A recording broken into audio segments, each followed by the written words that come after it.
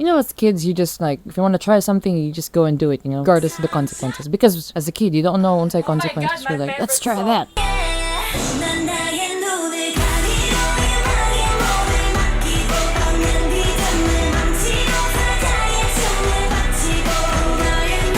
Oh, injury.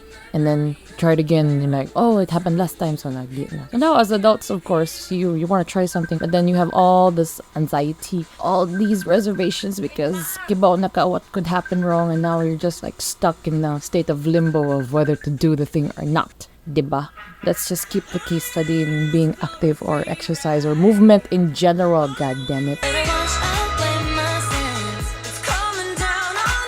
I think kita manggitanan kay active as kid. It's natural for kids to play sensory seeking behavior, you know, just curious about the world, and you're curious about what you can do in that world. You see some other kid doing something, you want to try it out. You see somebody on TV, you see an older person doing something, so you want to do it as well, right? As adults, you still have that little kid in you, like, hey, let's do that. But then your adult self, ayaw lang kay basin makuan ka, basin may ani ka. Basin mo unsa ni ata. Mo na naron. So how do you reclaim that? I don't think you can, but I think you can reach a compromise, you know.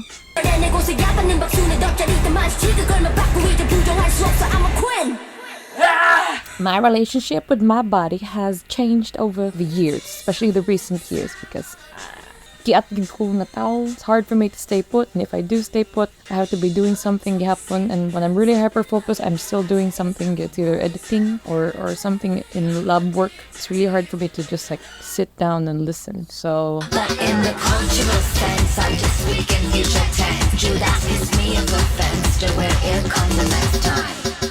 How do we reach a compromise? Well, I'll break it down into 3 things, and then I'm just making this up as I go. Number 1, go and do it. Just get past the starting point just a little bit. You know, like, oh, ikalit mong kaguningan, but don't let your reservations catch up. And then once you're past that point, you just take it a step at a time, you know. Light your ass on fire. Get whatever gasoline you can find. That's step 2. And step 3, you're gonna die out. That energy is gonna die out. Step 3 is, well, try again. Go back to step 1. After much practice, magkataas pa ng imuhang tolerance, magkataas ang imuhang endurance to this. In between step 2 and 3, it could be months or years. But at least you're still going, you know. At least you're still moving, regardless of the setbacks.